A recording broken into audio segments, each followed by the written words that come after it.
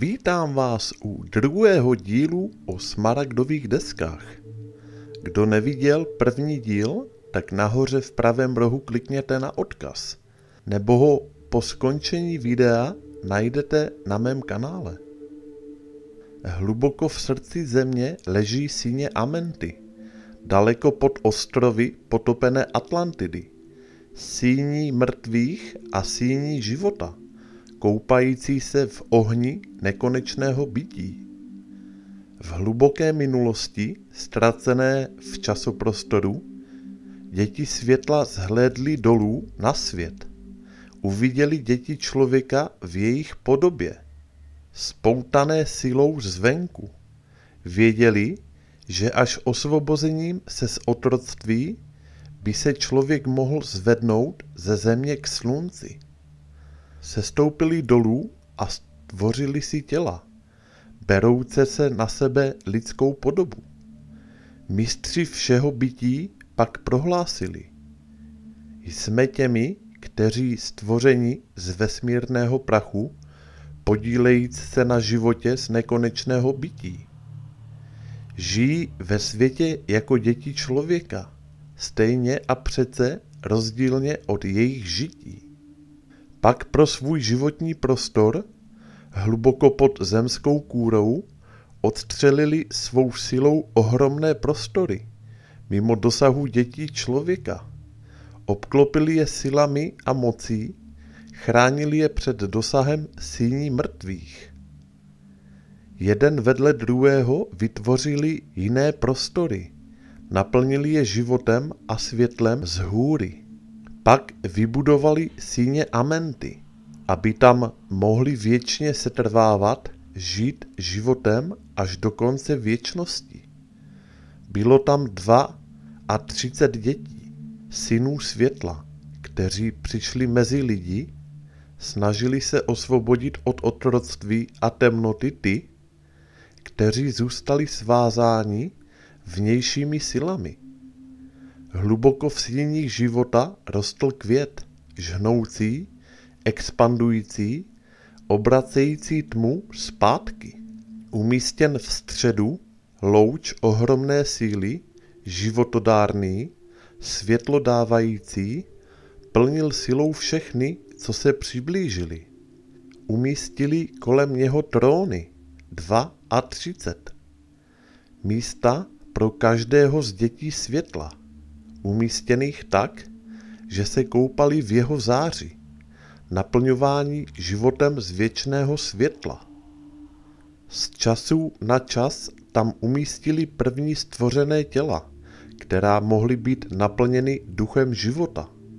100 let z každého 1000 musí být životodárný plamen světla vysílán na jejich těla, zrychlující, probouzející duch života. Tam v kruhu aeonů sedí velmistři žijící životem lidstvu neznámým. Tam v síních života spí, jejich duše volně plyne přes těla lidí.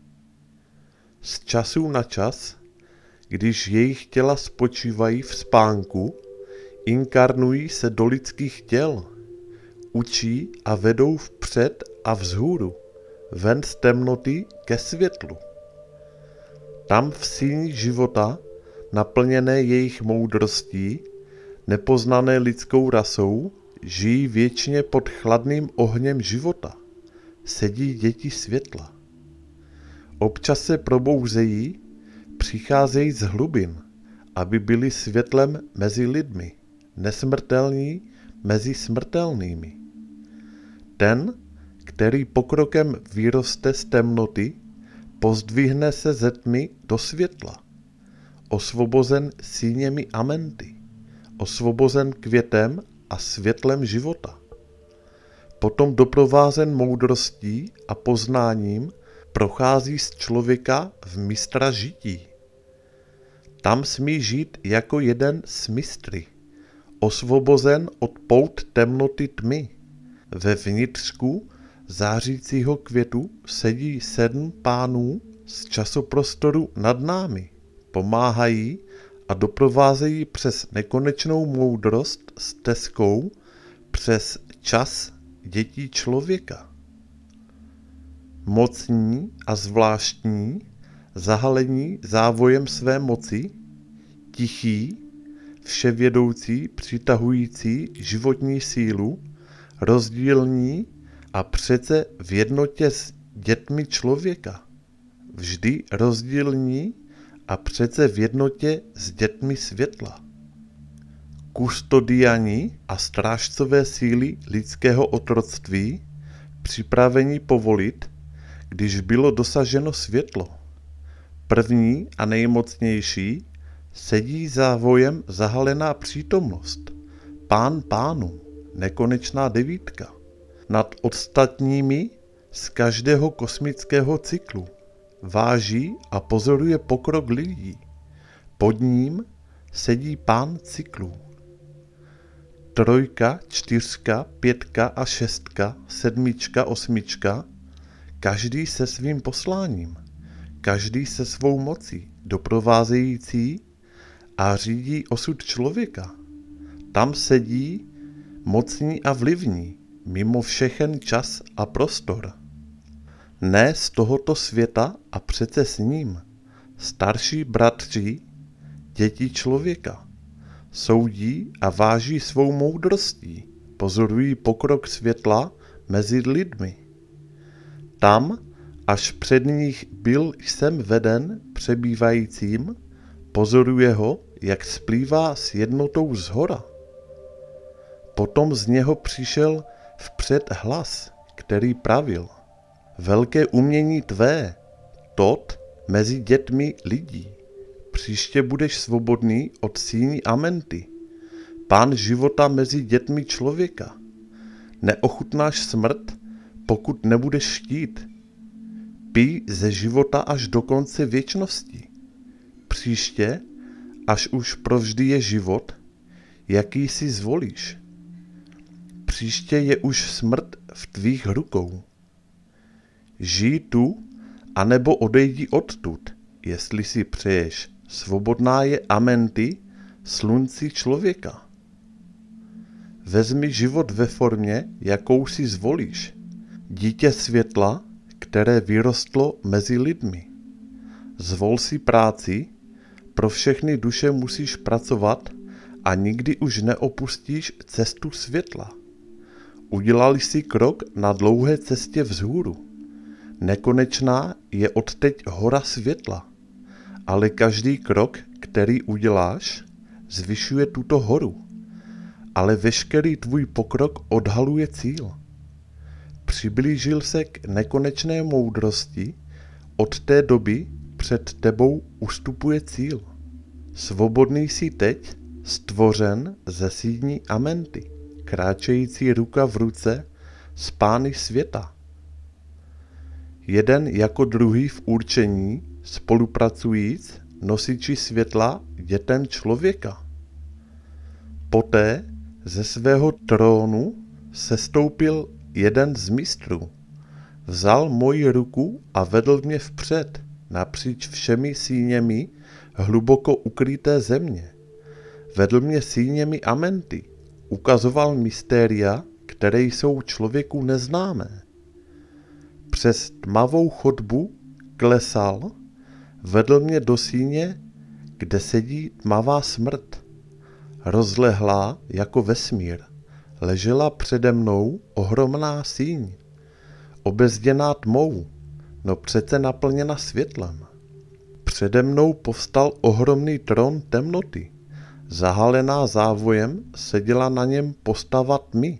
Temněji než temnota seděla ohromná figura, tmavá z temnoty, ne z tmy. Před ní pak mistr zastal.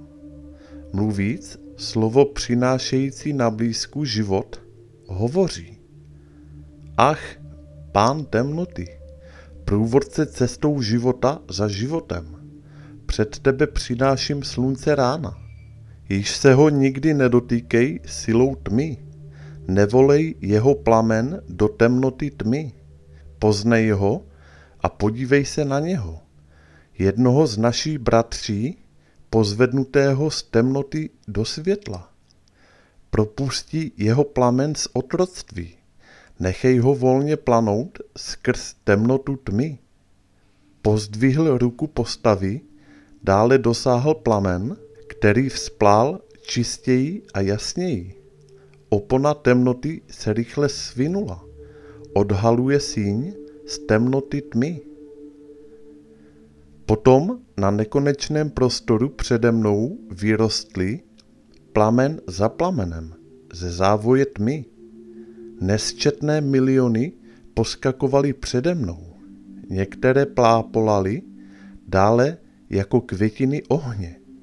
A byly tam i jiné s tlumeným svitem, zářící z tmy jenom matně. Některé z nich slábly rychle, jiné zas rostly z malých jiskřiček světla. Každý obklopen vlastním tlumeným závojem temnoty, přece však planoucí světlem, které nemůže být nikdy uhašeno. Přicházeli a poletovali jako svatojánské mužky na jaře, naplňovali prostor světlem a životem. Potom promluvil hlas mocný a vážný. Pravil. Tyto světla jsou dušemi mezi lidmi, rostou a slábnou. Jsou věčně, mění se a přece žijí skrze smrt do života. Když rozkvetli do květu, dosáhli zenit svého života. Rychle jsem vyslal můj závoj temnoty, zahalující a měnící v nové formy života. Pravidelně směřují vzhůru napříč věky, rozpínající se do většího plamene, prosvětlující temnotu a ještě větší silou, zhašené a přece nezhasitelné temnotou tmy. Já, smrt, pocházím a i když nezůstávám, protože ve všem existuje život věčný, jen překážkou na cestě jsem, rychle podrobenou nekonečným světlem. Zbuď se, ó plamen, co hoříš vždy vnitřně, planeš vpřed a přemáháš závoj tmy. Potom uprostřed plamenů temnoty vyrostl tam jeden, který hnaný vpřed tmou, planoucí, rostoucí, stále jasněl, až nebylo ničeho kromě světla. Potom promluvil můj průvodce hlas Pána. Sleduj, jak tvá vlastní duše roste ve světle, teď již navždy osvobozená od pána tmy. Vedl mě přes mnoho ohromných vesmírů, zaplněných mystériemi dětí světla. Mystériemi, které nesmí člověk nikdy poznat, až se též stane sluncem světla. Potom mě vedl zpět do světla síní světla. Poklekl jsem před velkými mistry, pány všeho zponad cyklu. Potom on řekl slovy ohromné síly, mluvíc, jsi osvobozen od síní Amenty, zvol si ty práci mezi dětmi lidí. Potom jsem hovořil já, o velký mistře, ať jsem učitelem lidí, vedoucí je vpřed a vzhůru, dokud též nebudou světli mezi lidmi, uvolnění ze závoje tmy, který je obklopoval, planoucí světlem, které bude mezi lidmi zářit. Potom promluvil ke mně hlas. Jdi a staň se. Tak je nařízeno. Pánem jsi svého osudu, svobodný vzít nebo vrátit podle přání. Vezmi tu sílu, vezmi tu moudrost. Zář jako světlo mezi dětmi člověka. Nahoru pak vedl mě přebývající a já žil jsem znova mezi dětmi lidí. Učil a ukazoval něco z mé moudrosti. Slunce světla, oheň mezi lidmi. Teď znovu kráčím cestou zhora, hledajíc světlo v temnotě tmy. Zachovejte a dodržujte. Chraňte mé záznamy, budou průvodcí dětí člověka.